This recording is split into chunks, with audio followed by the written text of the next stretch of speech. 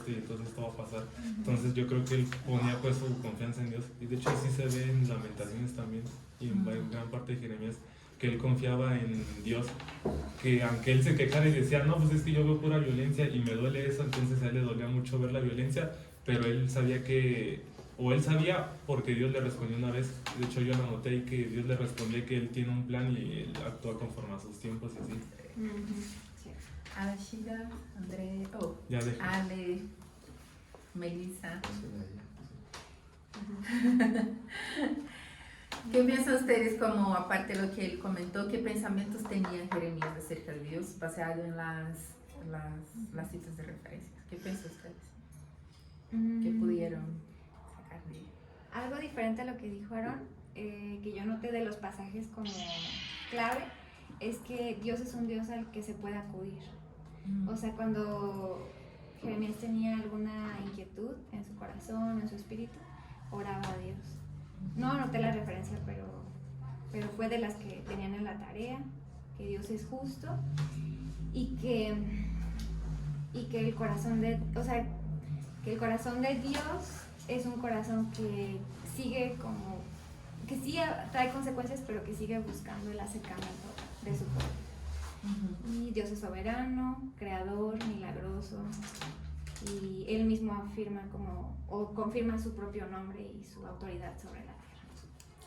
Entonces, desde la perspectiva de ustedes, el pensamiento de que Jeremías tenía de Dios era siempre como positivos. ¿Sí? Pues a mí en lo personal me dio la impresión, es como en las cartas, que Dios, Jeremías tenía claro que Dios era todopoderoso, era el rey, pero no era así como que siempre ser el mensajero de las malas noticias no es tan bueno. Él tuvo que enfrentarse a los falsos profetas que ellos les decían, no se preocupen, van a regresar de Babilonia, no hay problema, pero a él lo ven como el traicionero. Y aún así pues él decía así como que Dios, es que miren, me están atacando, qué malos, o algo así, ¿no? ¿Por qué no, por favor, tu justicia, que venga y que sea como que él como que estaba así siempre en ese va y viene de que él sabía que, les decía así como que es que ¿por qué no los castigas y ve lo que están haciendo? Pero bueno, tú eres Dios y te alabo, y como que era así, como que bien, o sea, él estaba seguro de, bueno, aparte del principio que tenía sus dudas, pero él estaba, de hecho incluso él le dice que es el Dios creador, que es el Dios poderoso, y estaba seguro que lo iba a proteger, pero aún así pues es difícil la tarea que le mandó Dios. Sí, porque en unos versículos decía que se quería matar, que para qué nacía. Sí, y esos eran algunos pensamientos que Jeremías tenía acerca de él mismo, ¿no? Él llegó en un punto que él tenía esta angustia mental, como y este cansancio también, porque como dijeron, él sufrió mucha persecución, tenía muchos falsos profetas y que decían al revés de lo que él estaba predicando. Entonces él se sentía muy presionado. Las circunstancias, ¿verdad? Pues lo prendieron, ¿no? Estuve ahí en el pozo, pasó muchas malas circunstancias, entonces tenía momentos que él tenía esta agonía, esta angustia mental, y que él realmente emocionalmente llegó a un punto donde ya estaba como pues, ¿para qué vivo? ¿No?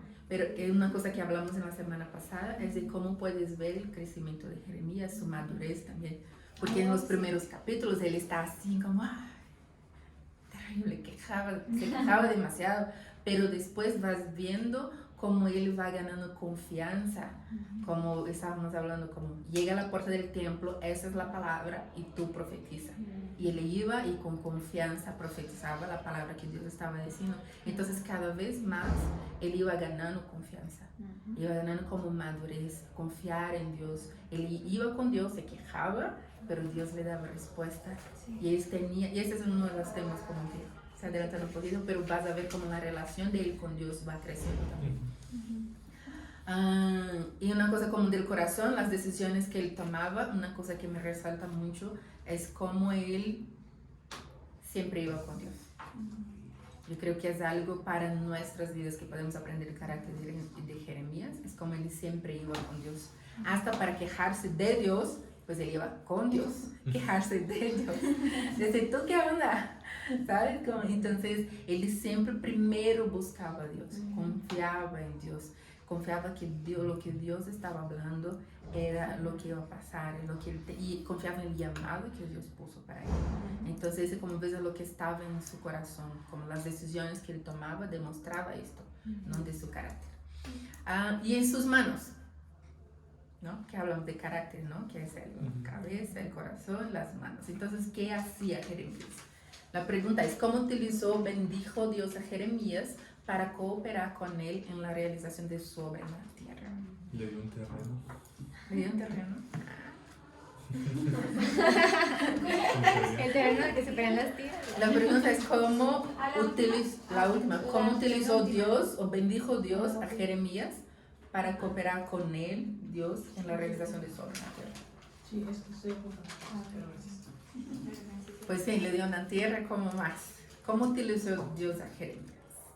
Este libro hay muchas imágenes, ¿no? Dios usa muchas... Muy práctico, muy práctico. como el calzoncillo, el yugo, el alfarero. Bueno, el tema del alfarero. ¿Cuál otro? Ya no recuerdo. Son Los de la tierra. No te vas a ver. Los de la tierra, ¿no? Que le dijo para comprarle el terreno. El terreno. Sí. Es que todas esas historias eran para que el pueblo de Israel se pudiera arrepentir, y aparte, por ejemplo, esa de la tierra era para traer esperanza al pueblo de Israel, para que vieran que a pesar de que iba a haber primero justicia contra el pueblo de Israel, al final iba a haber esperanza. De hecho, ahí hay uno de los versículos que traen esperanza a las personas, que es Jeremías 29:11, que le mandó a los exiliados que ellos se sentían todos perdidos, pero pues, Jeremías 29:11 dice que porque él conoce los planes que tiene para ellos, planes de bien y no de mal, con un futuro y una esperanza justamente. Sí. Futuro. Hay una cosa bien importante de cómo Dios bendijo a Jeremías. ¿Qué le pasó a él cuando el ejército babilonio vino? Lo esclavizaron. ¿A Jeremías? No es esa parte cuando dice que lo buscaron y no lo encontraron. ¿A Jeremías? Sí, hay una parte, ¿no? Donde llega un ejército cuando rodean una ciudad y creo que iban por ellos. Ay, ya no sé si lo recuerdo bien. Con el que escribió, Ajá. le ayudó a escribir, Y ¿no? como que los libró de que los capturaron, algo así. Sí, Vamos fue a eso. ver esto. Ah, Está bien. Entonces, pero una cosa importante como estudiando, como esa es una manera común de estudiar el carácter de un personaje bíblico. Entonces, primero, ¿cuáles son sus pensamientos? ¿Qué piensa él acerca de Dios? ¿Cuáles son las declaraciones que hace de su perspectiva de quién es Dios? ¿Qué piensa él acerca de sí mismo? Pensando, por ejemplo, en Gideón, cómo Gideón contestó al ángel del Señor que vino a hablar con él. ¿Se acuerdan? En Jueces. Gedeón dijo que él no era calificado, Sí. capaz.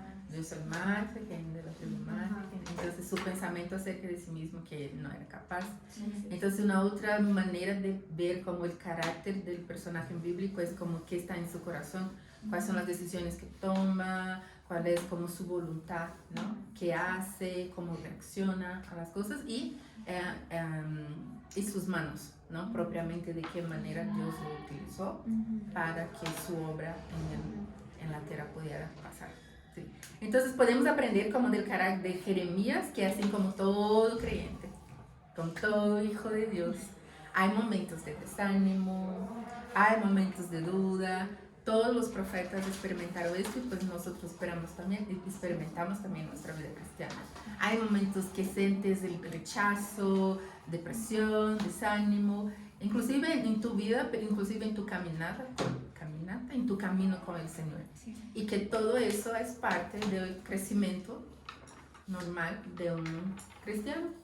Y debería ser, es parte de nuestra vida, de nuestro caminar con Dios. Estas circunstancias nos ayudan también a crecer. Yo aprendí con Pan, de hecho, esta palabra como de resiliencia, como que es estirarse. Yo me acuerdo que ella decía mucho esta vez cuando me estaba quejando de miel. Y me quedó muy marcado esto, como que muchas veces Dios te está estirando. Yo pienso que Dios nos está estirando todo el tiempo.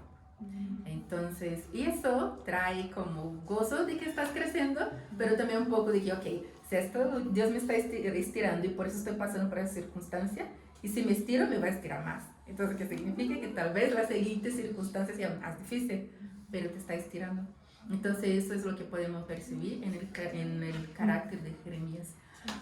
Entonces Jeremías tenía esta tarea, era una tarea impopular, no se sentía bien el mensaje que él estaba entregando, pero aún en ese momento de angustia, de duda, él no dejó de hacer lo que Dios le estaba diciendo para hacer, porque él tenía convicción. Sí. Cuando tenía duda, porque todos podemos tener duda, él iba con Dios. Entonces, sí, esas son algunas cosas como que me vino a la mente para resaltar como del carácter de Jeremías, que podemos aprender con su persona. Tenemos muchos que no estuvieron en la última clase. A los que estuvieron, ¿quién les gustaría hacer un pequeño repaso de lo que estudiamos? Porque hoy estamos terminando Jeremías y vamos a estudiar Lamentaciones. ¿Quién sí quiere hacer? Algo que a mí me quedó es que no está en orden cronológico. Sí. ¿Para quién está escrito el libro de Jeremías? Para Judá. Para Judá. ¿Por cuántos años profetizó Jeremías? 40 y algo, 42. 40 años. 40 años. Más o menos. 40 años profetizó Jeremías. Profetizó por 40 años, entonces él profetizó bajo el reinado de muchos reyes. ¿Se acuerdan cuántos?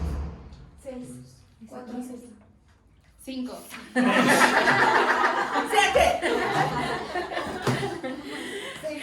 Entonces no se acuerdan de los 5 reyes. O que usted...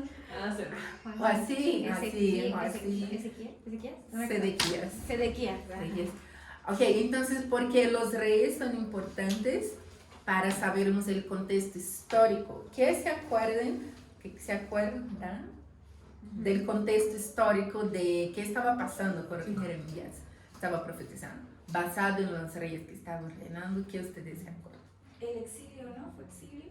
Una parte. Y el... De lo que yo me acuerdo es que empezó profetizando con Josías, y Josías fue un rey bueno porque él fue uno de los que hizo las mayores renovaciones, pero después su hijo Joacim y luego Joaquín, Sedequías fueron reyes malos. Entonces yo siento que también Jeremías para afrontar esa transición de una Judá más o menos buena a una muy mala fue terrible. ¿Qué se acuerda del último rey, Sedequías? Porque ahí, en ese último rey, Judá ya estaba bajo como eco del vasallo suzerano, ¿no? Babilonia ya estaba bajo el señorío de Babilonia, pero ¿qué fue lo que detonó como que Babilonia vulnera? ¿Qué se acuerda? Que Egipto se acercó a... Sí fue eso, ¿no? Que Egipto se acerca a Judá y ellos piensan que es como una declaración como de guerra. Pero más bien sí lo buscaron, ellos sí buscaron Sí, ayuda es de cierto, Egipto. sí, ¿verdad? Ajá. Tenían como... Porque todavía pensaban lo que otros falsos profetas decían, que no los van a conquistar y se aliaron, así es verdad. De los falsos profetas, y Sedequías buscó ayuda del Egipto. Dejó de pagar los impuestos a Babilonia y buscó la ayuda del Egipto, y Egipto ya estaba ahí como en la frontera, ya vino el ejército. Entonces fue cuando Nabucodonosor dijo, ¿qué onda? Entonces fue cuando se regaló todo. Entonces sí, acerca de la organización del libro no está en orden cronológica. Hubieron muchos intentos de poner Jeremías en orden cronológica y todavía no existe de los estudiosos, de los eruditos de la Biblia, alguien que dice esa es la orden cronológica. Hay muchos capítulos que percibes como por ejemplo la orden de los reyes, ¿no? Vemos en Crónicas y en Reyes cuál es la orden de los reyes, pero cuando Jeremías está profetizando, a veces le habla en el tiempo del Joacim, pero antes ya habló de Sedequías, que es el último rey. Entonces, ahí estábamos hablando semana pasada de por qué eso pasa y que ustedes se acuerdan de esto. Hubo un rey que quemó, sí fue eso, que quemó los rollos a pedazos y luego se juntó otra vez con Baruch y volvieron a reescribir los rollos, pero le agregaron todavía más. Sí, Entonces, a lo en mejor- Jeremías 26 dice, ¿no? Que los rollos fueron quemados y Jeremías y Baruch estaba otra vez escribiendo, entonces decía como que Baruch escribe como, esos son lo que pasó, esas son las profecías, y recordamos de ese y añadimos todavía más. Entonces él mismo dice que esa fue la profecía, pero las profecías que acordamos de los rollos que fueron quemados, añadimos, entonces se percibe que ellos estaban reescribiendo las profecías. Porque como tenemos, no me acuerdo del capítulo, donde dice que él va para la puerta del templo a predicar. Entonces él escribe un rollo con la profecía, va a la puerta del templo, declara la profecía y después va juntando estos rollos. Entonces de ahí salen las profecías de Jeremías. Entonces no está en orden. Y entramos en la última semana, terminamos hablando de uno de los temas principales del libro de Jeremías, Jeremías. Yo quería llamar a Ezequías. Del libro que estamos estudiando. Sí. Y hablamos como de la política de Dios para lidiar con las naciones. ¿Qué se acuerdan ustedes de eso? La balanza. ¿Quieres explicar para nosotros? De la Sí, balanza? de un lado está como la maldad y de otro lado la bondad. Y pareciera que abajo de la maldad hay un botón así de lo que Dios de verdad ya no tolera. Entonces la maldad, Dios ve así como que hay muy, muy malo, pero si se arrepienten tantito, no voy a hacerles nada. Y luego si no es malo y se arrepienten hasta que ya de plano como que tocan el botón y pareciera que ahí es cuando Dios toca en fondo y ya es cuando de plano Dios. Pero hay como formas de que Dios no aún, o sea, si algo hacen algo bueno, se arrepienten, Dios no los mata o algo así.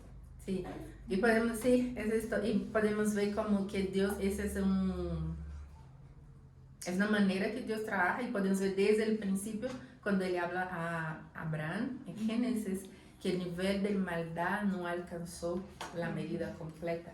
Él le dice eso en Génesis 15. Entonces ve cómo Dios tiene esta política de cómo lidiar con las naciones. Vemos con Nínive, que vamos a estudiar como Jonás todavía. Vemos con Edom, que vamos a estudiar también en Nahum, la profecía para Edom. Entonces vemos cómo Dios hace eso con las naciones. Él tiene este nivel como de tolerancia, pero cuando llega que alcanza, si la nación se arrepiente un poquito, como pasó con Nínive, Dios pospone el juicio, ¿no? Y estábamos hablando de esto como si fuese nuestros días, y tuvimos una buena conversación en general. Y una cosa importante, como que este capítulo 18 de Jeremías, que habla como del alfarero, una cosa importante es no confundir esta manera de Dios lidiar con naciones, no confundir la manera como Dios actúa con los individuos. No es la misma cosa. Y como les dice, ya he visto muchas personas usar este pasaje que Dios agarra la cosa y lleva de regreso a la talla del alfarero y que Dios te va a romper y te va... No es el contexto. Dios aquí está hablando de naciones, porque eso no aplicaría el principio de salvación por obras, ¿no? Entonces, si yo estoy haciendo el bien, pues estoy salvo. Si estoy haciendo el mal, Dios me va a destruir. Pero eso se aplica a naciones. La salvación de los individuos no es por obras, ¿sí? Entonces, no confundir ese sistema se aplica a las naciones. Seguindo entonces el libro de Jeremías, algo que ya hablamos, y ahora es el contenido de hoy. Vamos a ver el paso. Entonces, vamos a ver en Jeremías 14.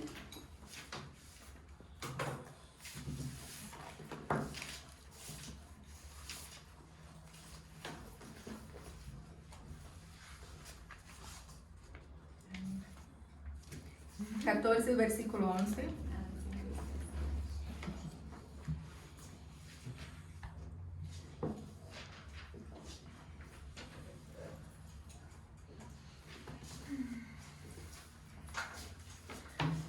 Del 11 al 16. ¿Quién quiere leer?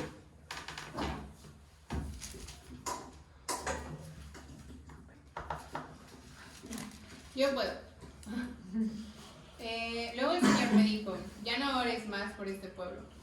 Ay, perdón, estoy hablando mucho. Cuando ellos ayunen no les prestaré atención. Cuando me presenten sus ofrendas quemadas y las ofrendas de grano no las aceptaré. En cambio, los devoraré, con guerra, hambre y enfermedad. Luego dije, oh Señor soberano, sus profetas les dicen, todo está bien, no vendrá guerra ni hambre, el Señor ciertamente les enviará paz. Entonces el Señor dijo, esos profetas dicen mentiras en mi nombre. Yo no los envié ni les dije que hablaran. No les transmití ningún mensaje. Ellos profetizan visiones y revelaciones que nunca han visto ni oído. Hablan necedades, producto de su propio corazón mentiroso. Por lo tanto, esto dice el Señor, yo castigaré a esos profetas mentirosos, porque han hablado en mi nombre a pesar de que no los envié. Dicen que no vendrá guerra ni hambre, pero ellos mismos morirán en la guerra y morirán de hambre. Dice Isabel. En cuanto a aquellos a quienes profetizan, sus cadáveres serán arrojados en las calles de Jerusalén, víctimas del hambre y de la guerra. No quedará nadie para enterrarlos, se habrán ido todos, esposos, esposas, hijos e hijas, pues derramaré sobre ellos su propia maldad. Y ahora capítulo 23.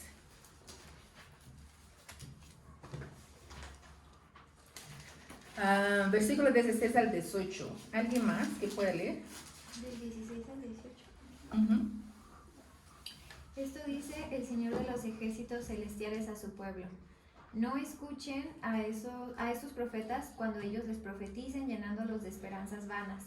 Todo lo que dicen son puros inventos. No hablan de parte del Señor. Siguen diciendo a los que desprecian mi palabra. No se preocupen, el Señor dice que ustedes tendrán paz. Y a los que obstinadamente siguen sus propios deseos, los profetas les dicen, no les sucederá nada malo. ¿Ha estado alguno de estos profetas en la presencia del Señor para escuchar lo que en realidad dice?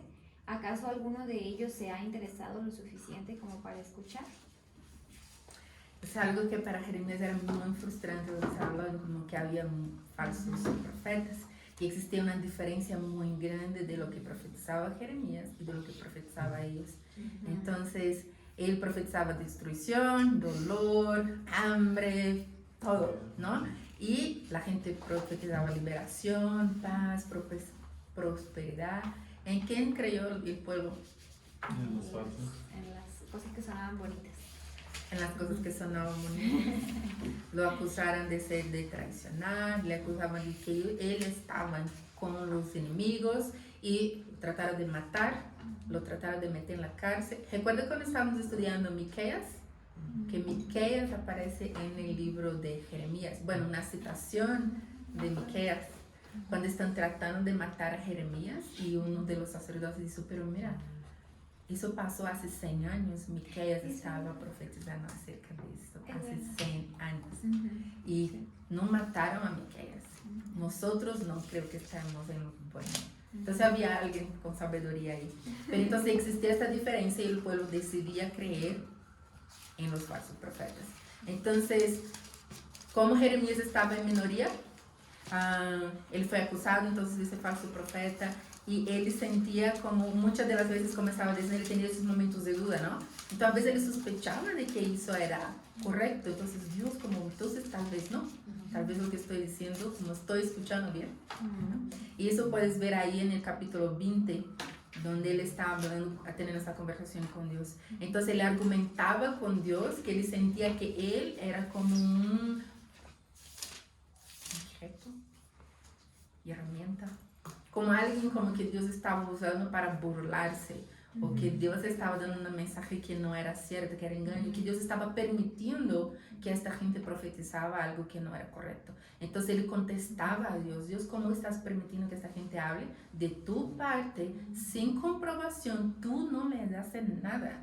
Entonces Jeremías se quejaba, interrogaba a Dios y vemos como muchas veces él se siente pues solo, ¿no? Él estaba en minoría, él se sentía muchas veces como necesito que alguien me confirme que lo que estoy hablando es incorrecto.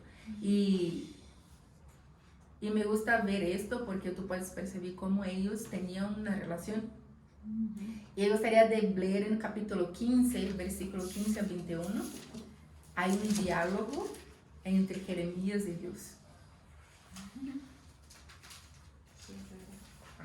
Capítulo 15, versículo 15 hasta el 21. Luego dije, Jeremías dijo, ¿no? Señor, tú sabes lo que me sucede, por favor ayúdame, castiga a mis perseguidores, por favor dame más tiempo, no dejes que me muera joven. Es por tu causa que sufro. Cuando descubrí tus palabras, las devoré. Son mi gozo y la delicia de mi corazón. Porque yo llevo tu nombre, oh Señor Dios de los ejércitos celestiales. Nunca me uní a la gente en sus alegres banquetes. Me senté a solas, porque tu mano estaba sobre mí, y me llené de indignación ante sus pecados. ¿Por qué entonces continúa mi sufrimiento? ¿Por qué es incurable mi herida? Tu ayuda parece tan incierta como el arroyo estacional, como un manantial que se ha secado. Entonces el Señor responde: si regresas a mí, te restauraré, para que puedas continuar sirviéndome. Si hablas palabras beneficiosas en vez de palabras despreciables, serás mi vocero. Tienes que influir en ellos. No deje que ellos influyan en ti. Pelearán contra ti como un ejército en ataque, pero yo te haré tan seguro como una pared de bronce fortificada. Ellos no te conquistarán, porque estoy contigo para protegerte y rescatarte. Yo, el Señor, he hablado. Sí, te mantendré a salvo de estos hombres malvados y te resgataré de sus manos crueles. Entonces, como a mí me encanta ver esto, y más en Lamentaciones va a ver como el corazón tan piadoso de Jeremías y como él va con Dios y habla a Dios como se siente. Y eso es una gran enseñanza para nosotros también. Pero puedes percibir como Dios está reprendiendo a Jeremías y diciendo: oye, arrepéntete de estos pensamientos, no están bien. Y Él ha servido de manera fiel y me está sirviendo de manera fiel, y yo te voy a dar seguridad. Yo te voy a dar seguridad delante de tus enemigos. Y por eso que les pregunté qué pasó con Jeremías cuando vino el ejército. Y vamos a ver ahí Jeremías 40. Porque fue lo que Dios dijo que iba a hacer. Capítulo 40, versículo 1 hasta el versículo 6. El Señor le dio a Jeremías un mensaje después de Nabuzaradán, capitán de la guardia. Lo dejó libre en Rama. Este había encontrado a Jeremías atado con cadenas entre los demás cautivos de Jerusalén y de Judá, que estaban siendo desterrados a Babilonia. El capitán de la guardia mandó llamar a Jeremías y le dijo: Señor, el Señor tu Dios trajo desastre a esta tierra, tal como dijo que haría, pues este pueblo ha pecado contra el Señor y lo desobedeció. Por eso ocurrió. Ahora voy a quitarte esas cadenas y a dejarte libre. Si quieres venir conmigo a Babilonia, eres bienvenido. Me ocuparé de que seas tratado bien. Pero si no quieres venir, puedes quedarte aquí. Toda la tierra está ante ti. Puedes irte a donde tú quieras. Si decides quedarte, regresa a Gedalías, hijo de Ahicam y nieto de Safán. Él fue nombrado gobernador de Judá por el rey de Babilonia. Quédate allí con la gente que él gobierna. Pero eso depende de ti. Puedes irte a donde tú quieras. Sí. Y en mi versión dijo que Nabuzaradán dio a Jeremías algo de comida y dinero y lo dejó ir. Entonces hay momentos donde Dios está trayendo consuelo y esperanza a Jeremías y le dice: te voy a dar gracia delante de tus enemigos, te voy a dar seguridad frente a los enemigos. Entonces cuando Nabucodonosor llega en la caída en el versículo anterior, él habla, donde él busca por Jeremías, y dice: tú puedes elegir donde tú quieras. Nabucodonosor dice al jefe, ¿no? Nabuzaradán, el capitán de la guardia: encuentra a Jeremías, asegúrate de que él no está herido, trátalo bien y dale todo lo que quiera. Entonces Dios había prometido eso a Jeremías, que le iba a dar como seguridad, que le iba a proveer como un futuro, y que él era una de las personas que no, estamos hablando, ¿no? Todos sufren. Semana pasada hablábamos de esto, cuando viene el juicio, el bueno y el malo pues acaban sufriendo. Pero aquí Dios prometió a Jeremías de que le iba a dar gracia, y así lo hizo. Un otro tema importante también en el libro de Jeremías es la nueva alianza, el capítulo 31. ¿Sí? Entonces el capítulo 31 Entonces, en medio de todos los oráculos de acusaciones, Jeremías está dando unas palabras de esperanza.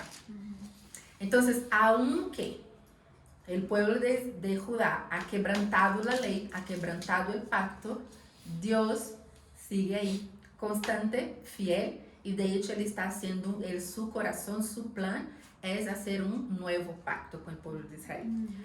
Entonces, en Jeremías 31 tenemos la proclamación de esta nueva alianza.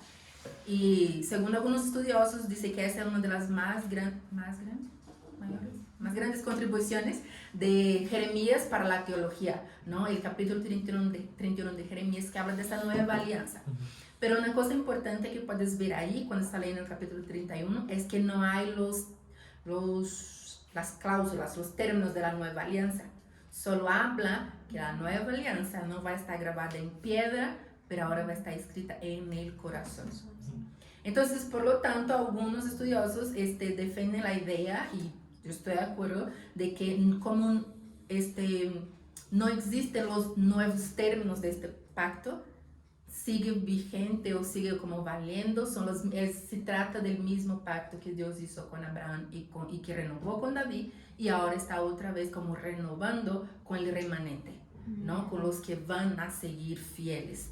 Entonces, sí, está hablando como que no va a estar grabado en piedra, va a estar grabado en el corazón. Dice que ellos no van a tener que aprender la ley, que la va a conocer de manera intrínseca, va a estar en ellos. Entonces, se entiende como que es una nueva alianza, pero son los mismos términos de los pactos que ya fueron hechos antes, que ya fue hecho con David. Por ejemplo, eso es lo que está valiendo en este tiempo donde estamos en la historia del pueblo de Israel. Entonces, ¿por qué piensan ustedes que es un nuevo pacto? ¿Por qué le hace referencia como un nuevo pacto? ¿Qué piensan ustedes que digan? Maestro, yo pienso que Mira, no sé, es un punto de quiebre muy importante en la teología, porque la ley de mosaica o muchos de los pactos que hizo con David estaban fundamentados en esa ley, pero esa ley se dividía en varias, ¿no? Una era la ley moral, que son los 10 mandamientos, otra era la ley ceremonial, que tenía mucho que ver con el templo, y otra era la ley civil, ¿no? Entonces creo que la que sigue vigente más bien es la ley moral, o los 10 mandamientos, que están intrínsecos y ahora en todos los seres humanos, sin que uno sabe que matar, pues sin que nadie te diga, sabes que es malo, o robar, sabes que es malo, o codiciar algo, sabes que es malo. Entonces es muy importante porque ahora ya tenemos esa ley desde que tenemos uso de razón, la tenemos grabada.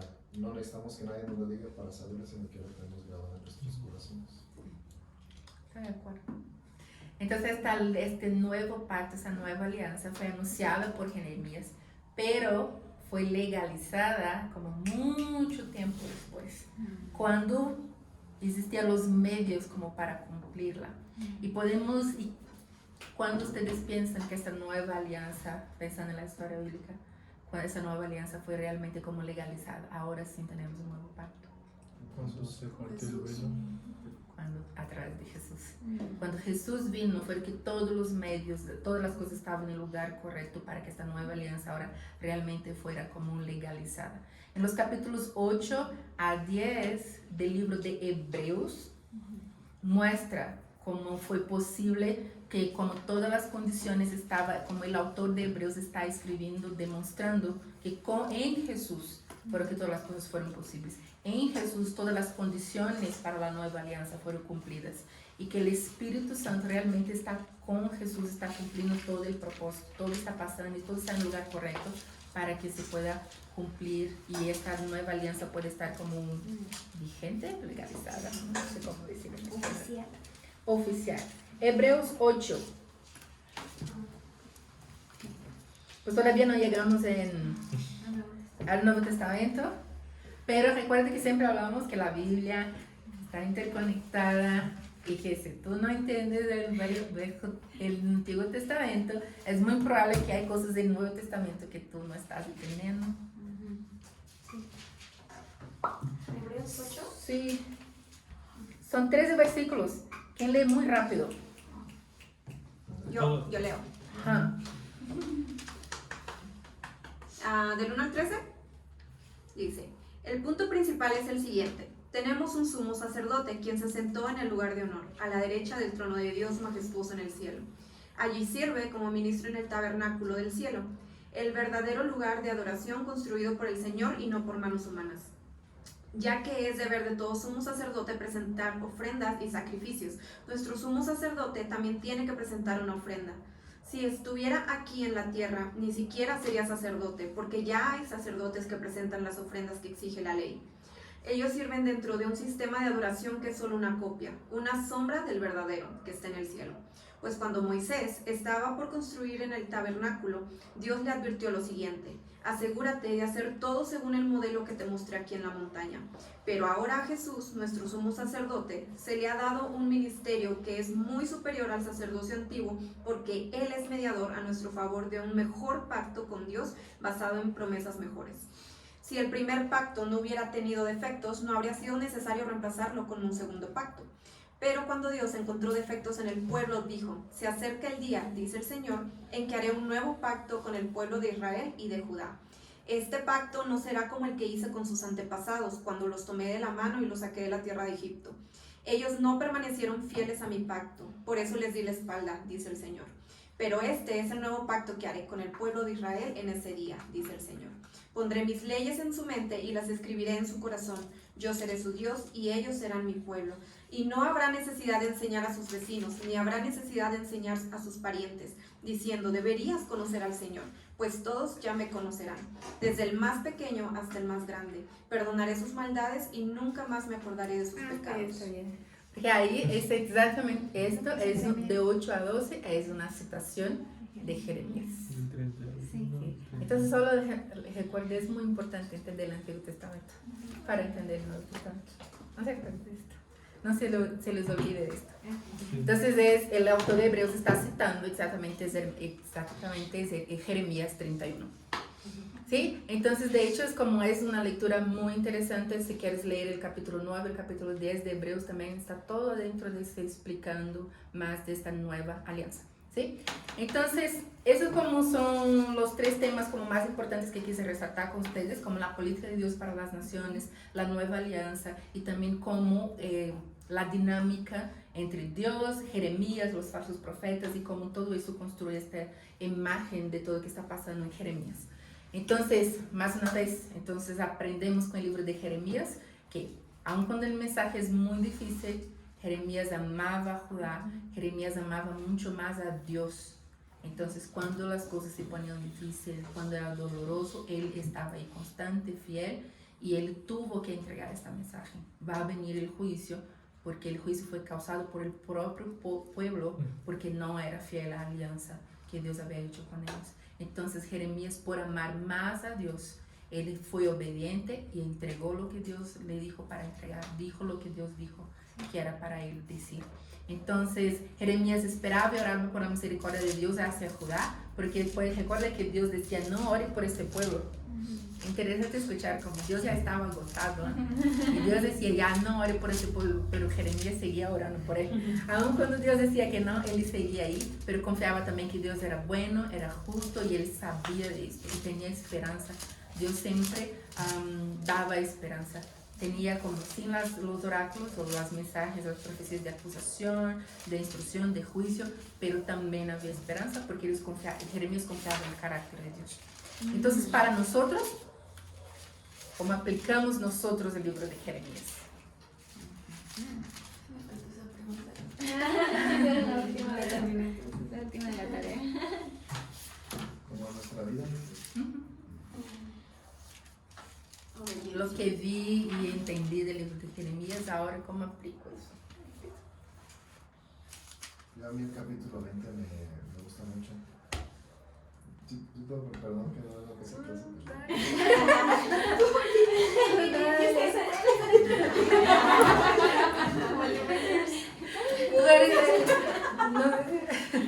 Tenía un estudiante que les decía: es que no quiero contestar todo, no quiero ser el estudiante, saberlo todo.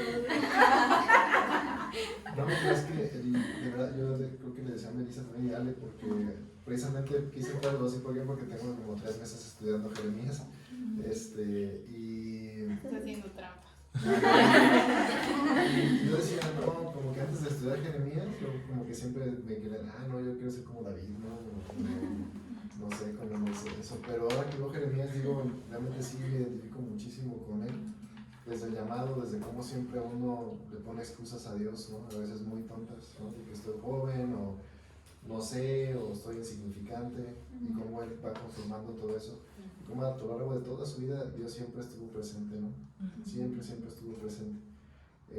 Y el capítulo 20 donde él le dice que se queje, le dices que yo estoy, o sea, ¿no? Pero después la parte donde él mismo solito dice, sin embargo, tú me sedujiste, ¿no? O sea, hubo algo más fuerte en mi ser que el desánimo, que el cansancio, que las pruebas, que las dificultades que me hacen seguir adelante, ¿no?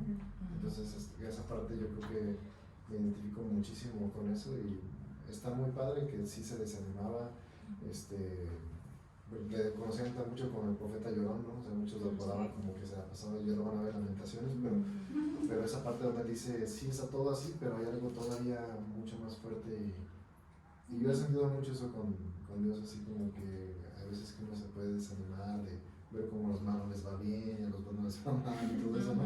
Pero hay algo que está ahí adentro de ti, entonces yo me identifico mucho por eso. Gracias por compartir. ¿Qué puede ser un comentario? Bueno, de hecho ahorita siguiendo con el comentario que hizo, o sea, a mí me causa un conflicto que siempre digan de que Jeremías es el profeta llorón. La verdad, con la situación que pasó, con toda la persecución que vivió, ¿quién no lloraría?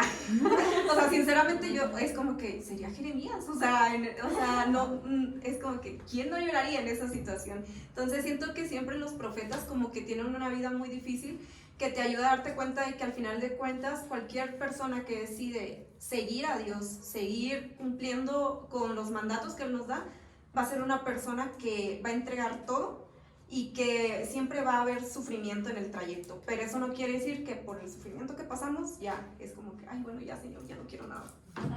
Entonces siempre es como que aprendemos a verles el lado humano, porque a veces como que los personajes de la Biblia se nos hacen demasiado arriba, pero estos personajes nos ayudan a darnos cuenta que en realidad son tan humanos como nosotros y que no son nada fuera de lo así como que súper wow, como para no poder imitarlos, como para no poder seguir esos mismos pasos. Entonces a mí me gustan mucho la historia de estos profetas porque me ayudan a darme cuenta que yo también puedo, o sea que no, así como ellos pudieron, yo también puedo. Sí. Tú. No, es que no tenía comentario. Mejor me empaque, entonces.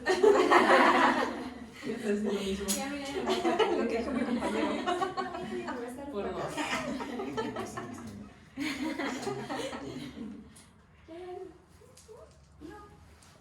Bueno, yo sé. Dale, Ale. A mí me encanta la relación que tiene Jeremías con Dios. Me gusta esa comunicación. Haber leído todo el libro así seguidito y como resaltar como, o poder apreciar como este back and forth con Dios y Jeremías, eso me motiva mucho y me anima, es como que no estoy loca. sí puedo, o sea, sí puedo llegar a tener ese nivel como de comunicación con Dios. Quiero tener ese nivel de obediencia, y es como un ejemplo, es como decía Edna, no está tan lejos de lo que puede ser mi realidad en mi relación con Dios. Entonces me motiva mucho, esto lo puedo llevar a mi vida práctica de esa manera. Sí, para mí es como, lo que me resalta mucho es como que lo veo para mi vida, lo saco como para mi vida, como que debo de obedecer a Dios aun cuando las cosas se ponen difíciles. Sí. Y confiar que el plan de Dios, como dijo Jeremías 29, es como Él sabe el plan que tiene acerca de nosotros, ¿no? Y puedes ver como aun cuando las consecuencias están viniendo al pueblo, y muchas veces puede venir a mi vida, como lo que está pasando en mi vida puede ser consecuencias, y yo mismo estoy como trayendo eso por mis acciones. Entonces, pero el plan de Dios es un plan de esperanza, de futuro, y eso es como lo que más me resalta como de la relación de Jeremías con Dios y de los libros de Jeremías, obedecer aún cuando es difícil, reconocer que la voluntad de Dios es más importante y que su plan es mejor. Es muy bueno, me gusta el libro de Jeremías. Bueno, voy a hacer un comentario así chiquitito. Ajá. Porque ya, pues ya. Ok, sí, tanto insisten, ya voy. No, bueno, es que a mí también me gusta mucho como el capítulo donde justamente el de Hebreos, Hebreos 8, del 10 a 11, donde dice, pero ese es el nuevo pacto que haré con mi pueblo Israel en ese día, dice el Señor. Pondré mis leyes en su mente y las escribiré en su corazón. Yo seré su Dios y ellos serán mi pueblo. Eso me hace una promesa bien bonita porque ya no, o sea, bueno, lo veo como el pacto antiguo que tenían con el pueblo de Israel, por ejemplo con Moisés, que las leyes pues fueron en una tabla, fueron diferentes, ¿no? Ahora ahora ya, yo lo veo como que ahora ya lo tenemos como en la mente, en la conciencia, entonces, y no sé, como que me hace pensar en cuando un niño crece, ¿no? Que un niño crece y que tú dices, él ya sabe, o sea, nosotros desde chiquitos ya sabemos lo bueno y lo malo y sí tenemos inclinación al mal, pero también ya sabemos lo que es lo bueno, entonces me hace pensar en este versículo, ¿verdad? Que dice, pondré mi ley en su corazón y en su mente, y ese me hace muy bonito eso, como que siento que ya como humanos, aparte de que sí tenemos la inclinación hacia el mal, también tenemos nuestro lado, que obviamente somos hechos a imagen y semejanza de Dios, claro que tenemos mucho de Dios, y también tenemos nuestro lado como celestial, o no sé si decir celestial, pero tenemos nuestro lado que también nos ayuda a acercarnos a Dios. Ay. ¿Qué tal? Dale. Gracias, Jay. Sí. Entonces sí, bueno, Sí. me hace pensar que así como sí, como humanos tenemos nuestra inclinación al mal, también tenemos esa inclinación a buscar siempre de Dios, ya que tenemos ya el pacto en nuestros corazones y en nuestras mentes. Como creyentes y creo que como humanidad y como seres humanos tenemos, pues sí, estamos conectados a Él. Y se me hace muy bonito eso que dice, yo seré su Dios y ellos serán mi pueblo. Porque pues, nuevo plan. Gracias, chicos, por compartir. Lamentaciones. Bueno, y terminamos el libro de Jeremías. Lamentaciones. Ok, en la historia entonces, siempre recordar como en qué momento de la historia estamos. Ok, venimos todo este tiempo ahora hablando de que va a venir el exilio, y ahorita ya estamos en el exilio. Todo a partir de ahora, bueno, paréntesis para los profetas para naciones extranjeras, pero ahora ellos ya están, ahorita ellos ya están en Babilonia. Piensen en esto, todo que escuchar ahora de la historia de Israel, cuando estén leyendo los siguientes libros de los profetas, y ya están en exilio, ya están en Babilonia, ¿sí? Es el momento de la historia que estamos. Entonces, con Jeremías llegó el ejército, y ahora en Lamentaciones, Jeremías está lamentando. Muy triste. Llorando mucho. Está lamentando y está haciendo esta poesía profunda y hermosa también, como acerca de la historia de Israel, de lo que los llevó a ese momento, por qué están en ese momento. Entonces él expresa como un poco de su impotencia también de ver la ciudad reducida a escombros, se perdió todo, el templo está destruido, el palacio del rey está destruido, toda la ciudad está destruida, como vimos semana pasada, ¿no? Solo se quedó como la gente que cuida de la tierra, como los pobres, ¿no? La gente que mayormente que está trabajando en el campo, pero todo lo demás, Jerusalén, porque recuerden, Judá y Jerusalén, la capital, está toda destruida, está devastada. Y recuerden que hablamos semana pasada que les daba identidad como pueblo de Dios, ¿no? Estar en la tierra, el templo que era la presencia de Dios, porque la tierra está conectada con la promesa que Dios les hizo, ¿sí? El templo es símbolo de la presencia de Dios en medio de ellos como pueblo de Dios. Ellos perdieron todo esto y Jeremías ahora se quedó allá, ¿no? Que el capitán del ejército dijo, tú puedes hacer lo que tú quieras, puedes venir a Babilonia, puedes quedarse aquí. Él eligió quedar, entonces él está mirando todo lo que pasa después que el ejército destruye todo y se va. Ese es el corazón de Jeremías mientras está escribiendo el libro de Lamentaciones. Entonces, pues en el libro de Lamentaciones no dice quién es el autor, ¿verdad que sí? ¿O sí? Directamente. No, No dice el No. nombre del autor, ¿no? pero sí cree. Pero existen evidencias externas y internas que hace pensar y que nos confirman de que sí es Jeremías que está escribiendo el libro de Lamentaciones. Es un consenso de las tradiciones judía y cristiana atribuir, entonces los escritos antiguos, la tradición judía y Talmud, que es esta colección de libros judíos de que trata de las tradiciones rabínicas, de la ley judía y todo, de la ética judía. Talmud dice que sí es Jeremías. En la Septuaginta, Lamentaciones empieza con la siguiente frase: y sucedió que después que Israel fue llevado cautivo y Jerusalén quedó desolada, Jeremías se sentó a llorar y se lamentó con ese lamento sobre Jerusalén. Entonces dice que la Septuaginta, cuando empieza el libro de Jeremías, empieza con esa citación. Esas son evidencias externas al libro, ¿no? Entonces todos las tradiciones judía y los cristianos del primer siglo entienden que este libro fue escrito por Jeremías.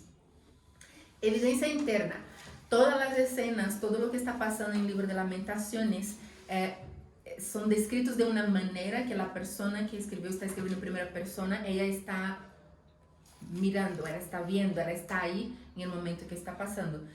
Entonces Jeremías es uno de los testigos documentados de la queda de Jerusalén, de la caída de Jerusalén.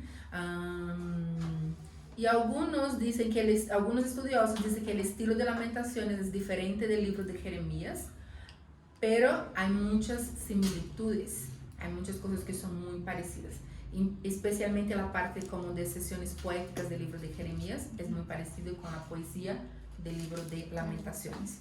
Vamos a ver solo un par de ejemplos. Alguien puede abrir en puede leer Lamentaciones 1:15, mientras otra persona va a leer Jeremías 8:21. Yo no 15. ¿Quién 8:21? Yo. Ok. ¿Alguien más puede leer?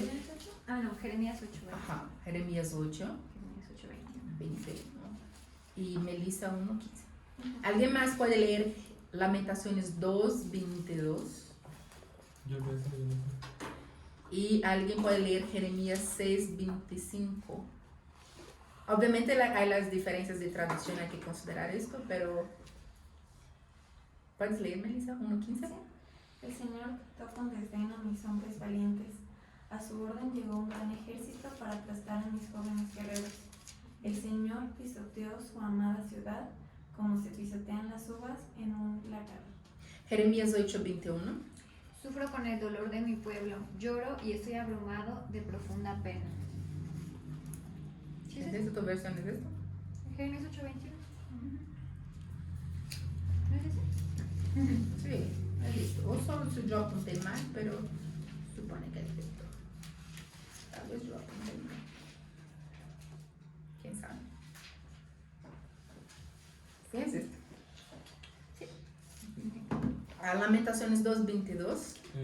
Como si invitaras a una fiesta solemne, enviaste contra mi terror de todas partes. En el día de la ira del Señor nadie pudo escapar, nadie quedó con vida. A mis seres queridos, a los que eduqué, los aniquiló el enemigo. Y Jeremías 6:25. No salgan a los campos, no viajen por los caminos. La espada del enemigo está por todos lados y nos aterroriza a cada paso. Entonces, en las sesiones poéticas de Jeremías, y hay otros pares de ejemplos, donde muestra que la persona que está escribiendo Lamentaciones y la persona que escribió Jeremías en la poesía hebrea tienen muchas similitudes.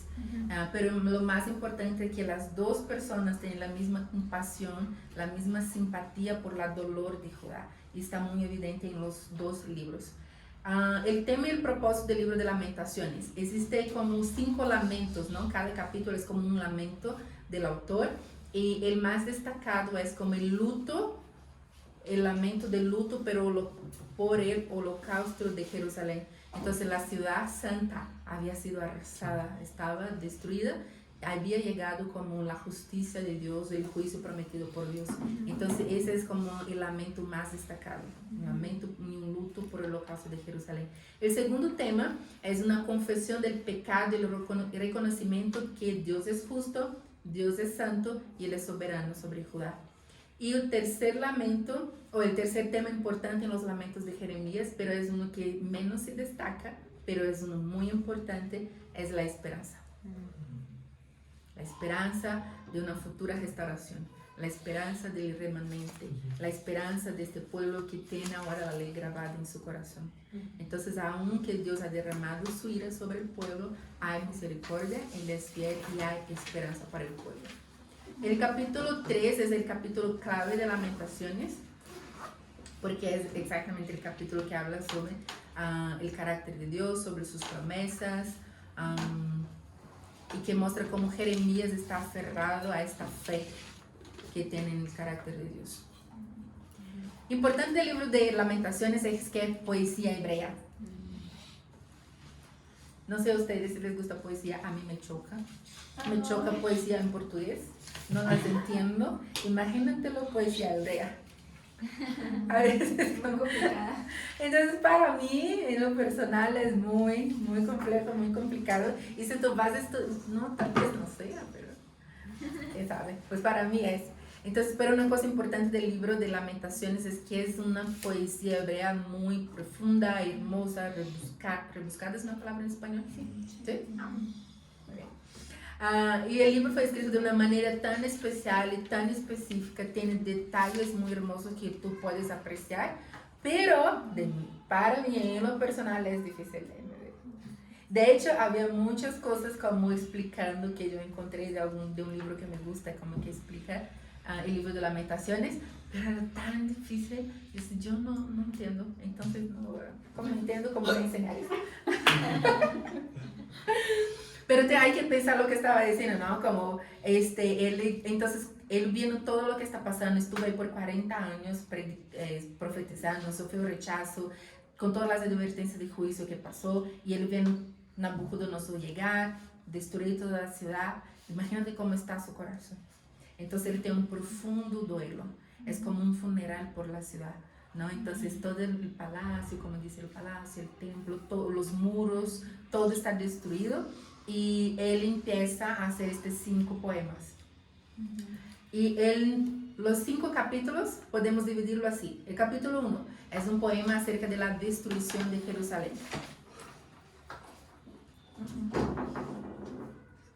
Y él está dividido en 2 partes. Una parte es Jeremías hablando y la otra es interesante porque él hace esta poesía como si Jerusalén estuviera hablando. Jerusalén en primera persona lamentando por lo que le está pasando. Sí. Eso es muy chévere. El capítulo 2 es un poema acerca de la ira de Dios, la ira de Jehová. Es una descripción de la destrucción. Él empieza de manera minuciosa a describir la severidad de la destrucción de Jerusalén. El capítulo 3 es como una oración de misericordia.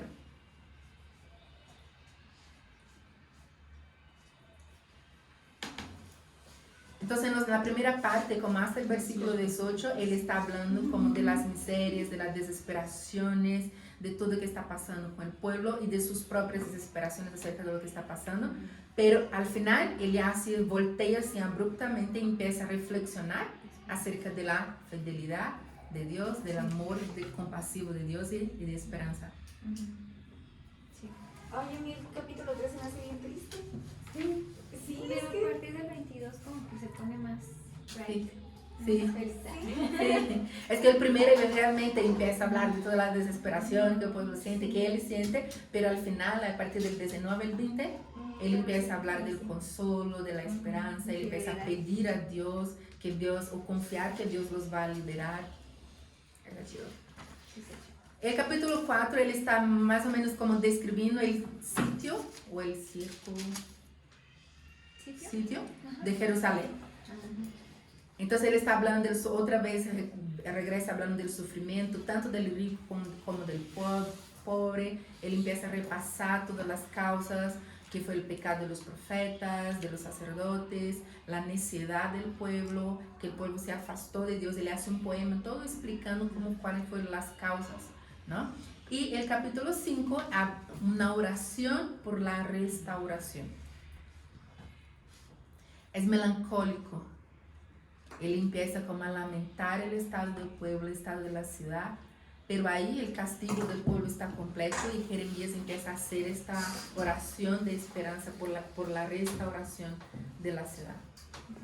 Entonces, como pues muy rápidamente el libro de Jeremías, porque ya, o de Lamentaciones, porque ya del tiempo, pero puedes ver cómo Jeremías empieza a describir otra vez como lamentar este juicio terrible que Dios trajo, pero también es un Dios de esperanza.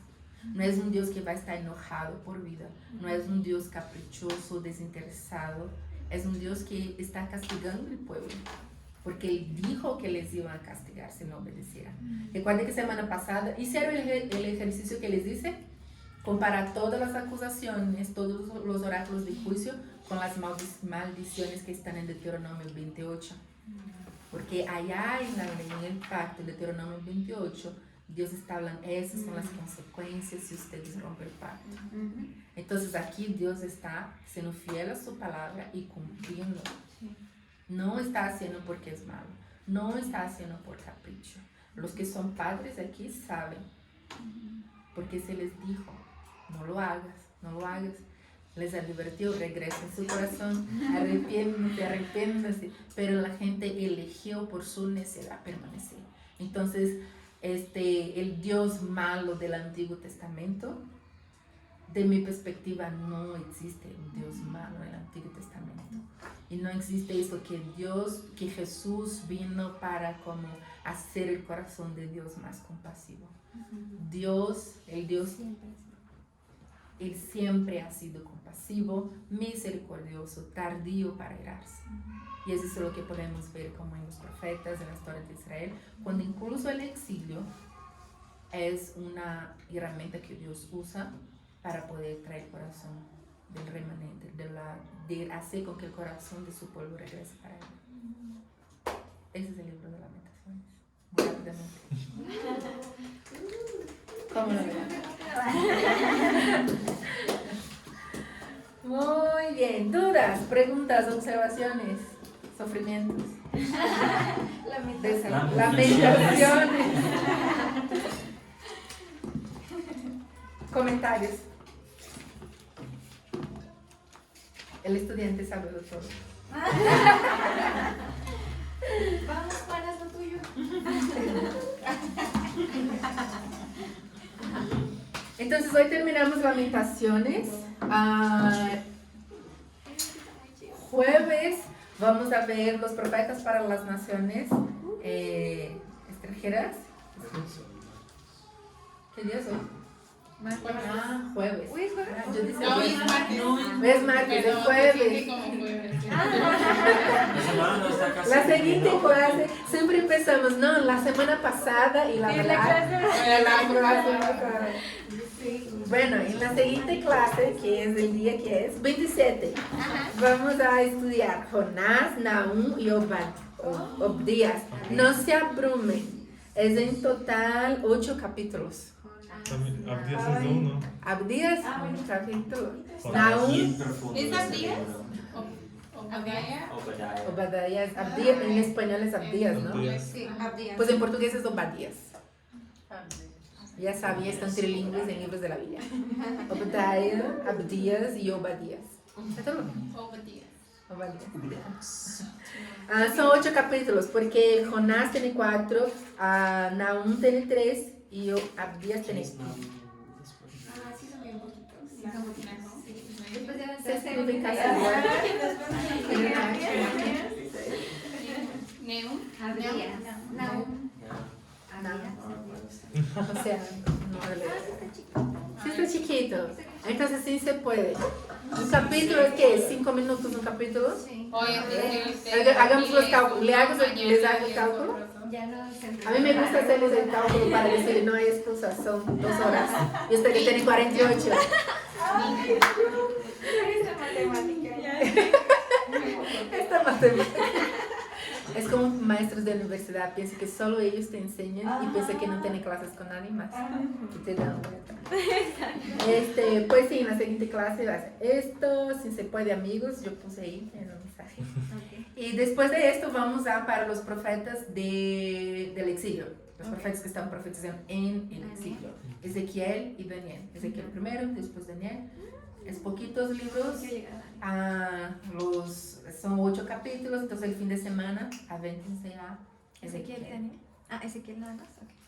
Pues si puedes, Daniel, ya de una vez. Tenía solo 12. Daniel, ¿cuántos son? ¿12? 12. Sí, Daniel son 12 capítulos. Muy corta. Es cortito. Ah, Ezequiel son más, 48 creo. Siete. Pues para acá.